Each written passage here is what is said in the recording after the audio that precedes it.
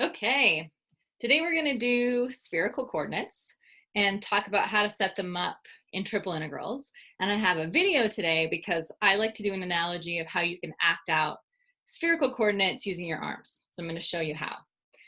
But first, I want everyone, no matter where you're sitting, pick a point in the room, anywhere in the room, put your eye on it, and we're going to come back to that point in a minute. For me, I'm picking this top corner of this door. That's my point. Okay. And now I want us to imagine that your right shoulder is the origin. And in Cartesian coordinates, you could describe to a friend where the point was that you picked by saying, well, you go over in X this far, you go back in Y this far, you go up in Z, and you get to that point. We're going to think about how we could describe that point instead of using X, Y, and Z, using spherical coordinates. So my analogy for spherical, we're still going to imagine your right shoulder's at the origin. And let me draw that on this little note.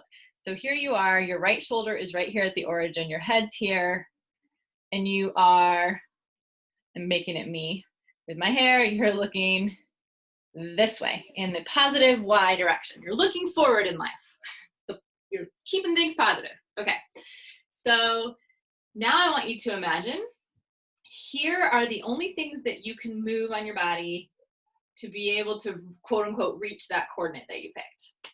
All right, first thing is your body has this magical power where your right arm only your right arm can move, and it can only move in the plane of your body. So it can't move forward or back like this, but it can move straight up and down in the plane of your body. And it can grow as long as you want, or it can shrink magically back to a length of 0. The other thing you can move is you can rotate 100 or 360 degrees around. So you can just actually turn in a circle, but everything else can't move on you. And I want you to imagine how with your right arm, you could actually reach that point that you picked in the room. So you're allowed to, oh, and actually let me mirror you. So I'm doing it with my left arm, but you can mirror me. What I would do to reach that point on the back of the door over there that I picked is first I would rotate, and I can rotate 360 degrees like our normal theta, right? So I'm just going to mirror you. I can rotate all the way back like this, and then I can move my arm in this plane, and so I'm going to move it starting from the top of my head down to where I need to point to reach that point in the room. And then we imagine that my arm has this magical power that's growing. You can't move. I'm just trying to make it look like my arm is growing in the video. Okay, just imagine my arm grew, and I would then reach that point. And this means I can describe any point in space using just those 3 coordinates. The length of my arm, the angle of my arm in the plane of my body, and then how much I have rotated my body in theta. And so we'd have a name for each of these coordinates. Rho is what I'm calling the length of my arm. So let's go write that in. Okay, and so I've started to write what these are. Rho is your distance from the origin. We're only going to allow rho to be positive, so we have a unique representation. Theta is the same as the polar and cylindrical coordinate, and we're just going to allow it to go around once. So typically you'll go from 0 to 2 pi, but you could go from negative pi over 2 to 3 pi over 2. You just need to do 1 rotation. And so that's defined. I'm just going to highlight it here. That's here. And then phi. So here's where I like to think of this analogy with your arm again. Phi is going to be the angle. It's basically sitting in the ZR plane. So let me see, I can write this well. The angle from the positive Z-axis in the ZR plane. And so let's write that. Okay, so here is the ZR plane. And so in that plane, phi is the angle from the positive Z-axis. And phi, in order to have a unique representation, we're saying phi is 0 when you start up at the top of your head, when you're at the Z-axis. And then phi is pi at your feet.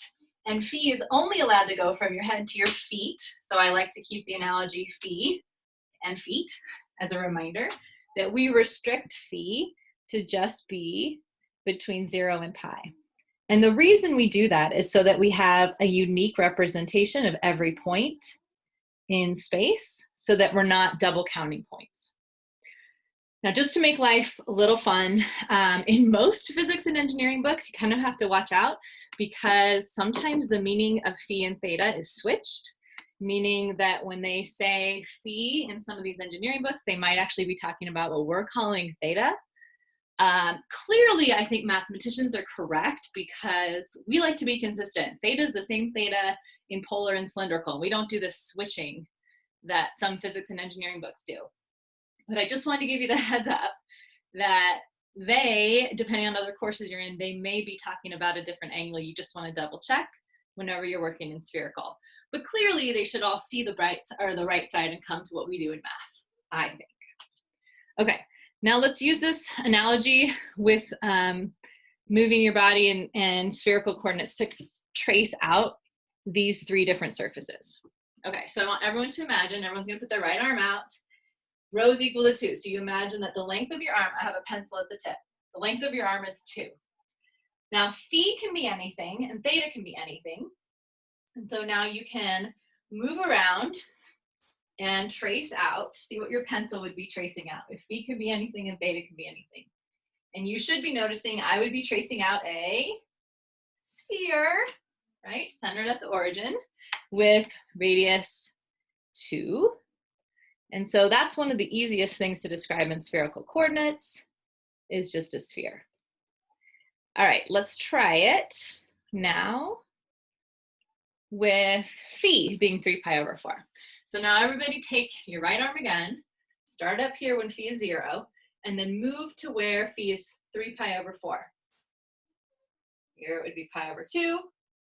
Here it would be 3 pi over 4. I'm shooting it down like this. Okay, now imagine your arm could grow as long as you want, and you can rotate around 360 degrees. And what is my pencil tracing out?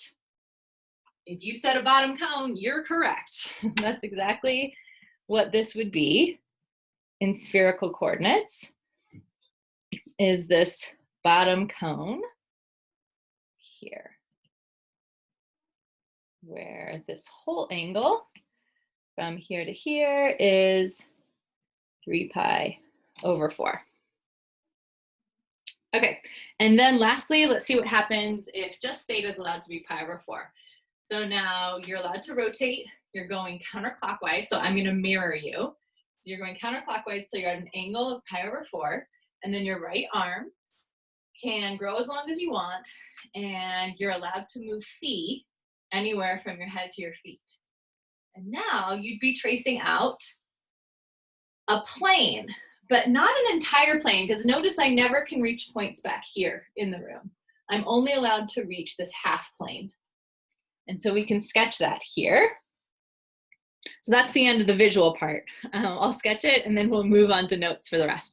But I do recommend that you use this in your head as you're starting to set up your coordinates, because it's usually an easy way to think of what your boundaries might be when we do this in triple integrals. And so here's just a follow-up sketch of what we were just describing visually, and I'm just putting dots next to these pictures to let you know that this cone extends forever, this half plane extends out forever.